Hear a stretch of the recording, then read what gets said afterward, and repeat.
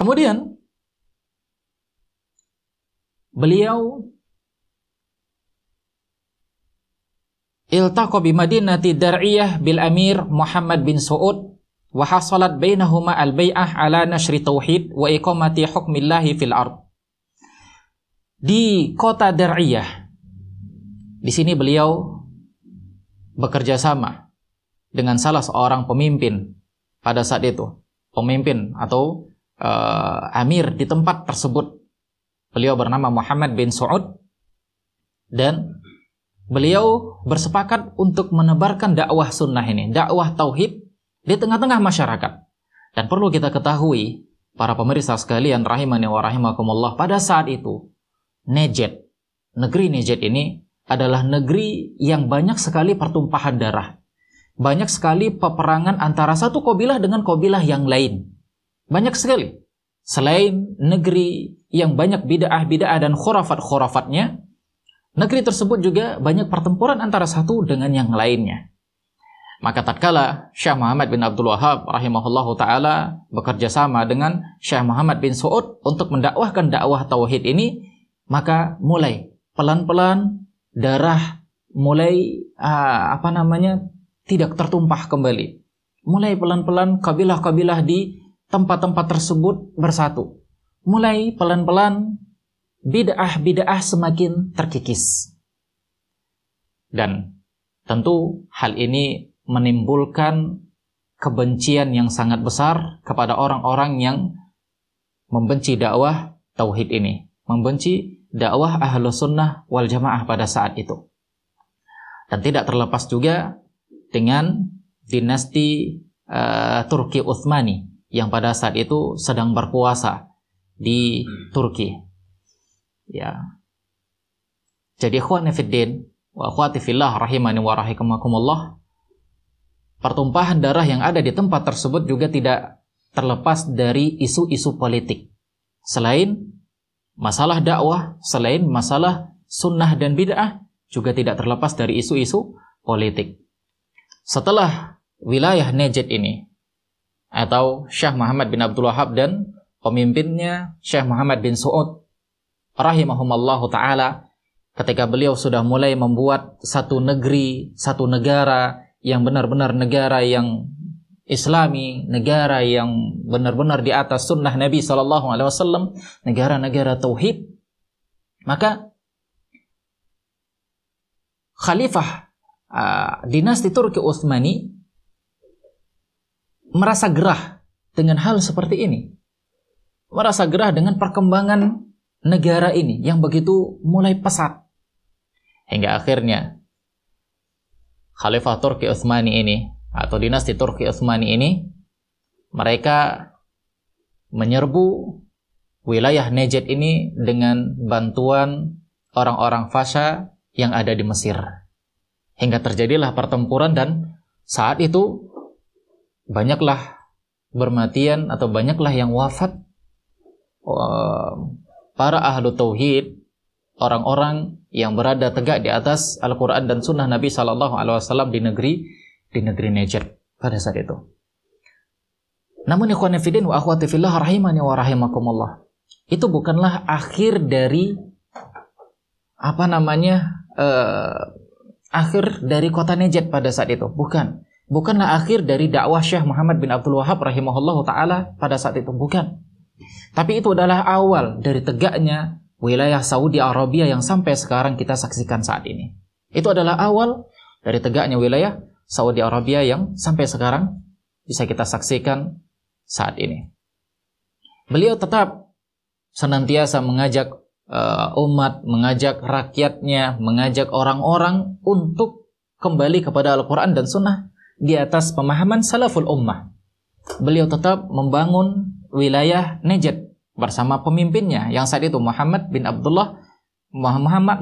Su'ud rahimahumallahu ta'ala, hingga akhirnya besarlah negara ini, dan hingga akhirnya terjadilah kembali pertempuran.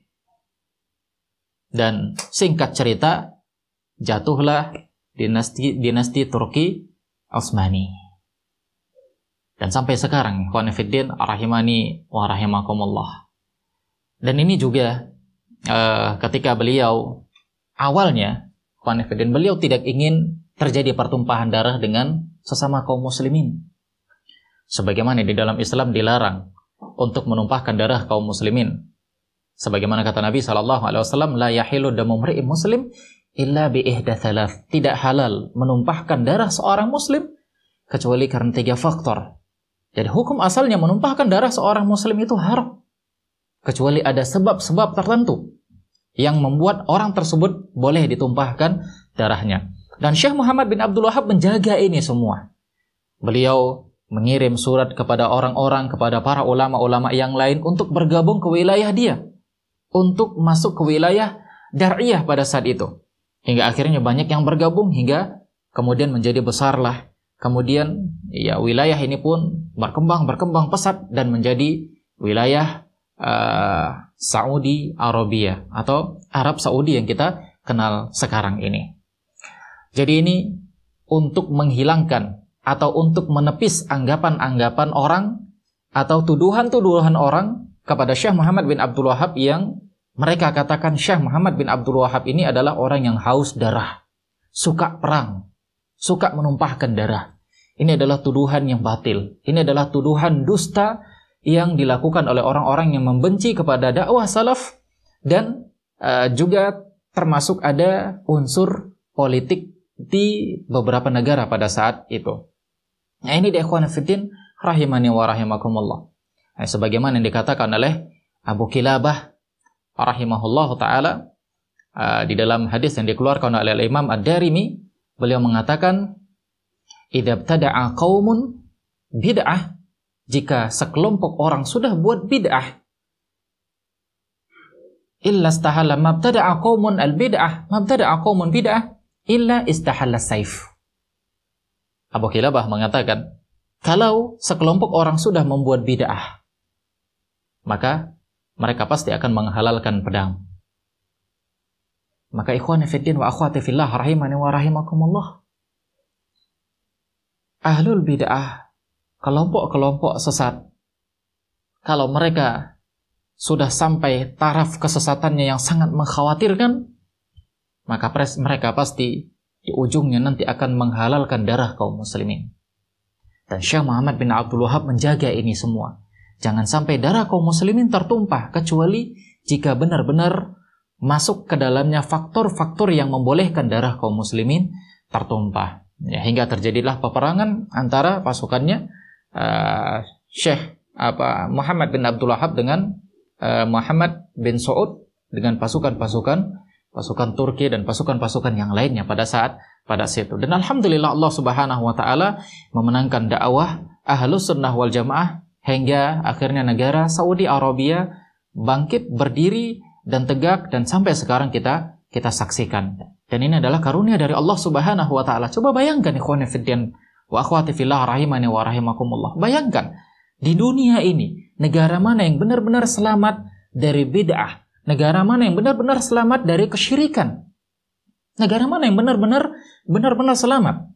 Kalau bukan negara Saudi Arabia yang kita lihat sampai sekarang ini. Ya kalau dibilang di sana juga ada bid'ah, di sana juga ada kesyirikan, ya tidak ada satu negara pun di dunia ini yang terlepas dari itu. Tidak ada. Namun kalau kita bandingkan di setiap negara-negara yang ada, Masya Allah, negara Saudi Arabia benar-benar terjaga sampai saat ini. Bagaimana para ulama-ulamanya di sana mendakwahkan dakwah sunnah ini, mendakwahkan dakwah di atas pemahaman manhajnya para ulama-ulama salaf dari dahulu sampai sekarang. Dan Masya Allah, luar biasa perkembangan dakwah Ahlus Sunnah wal Jamaah yang kita lihat di zaman sekarang ini.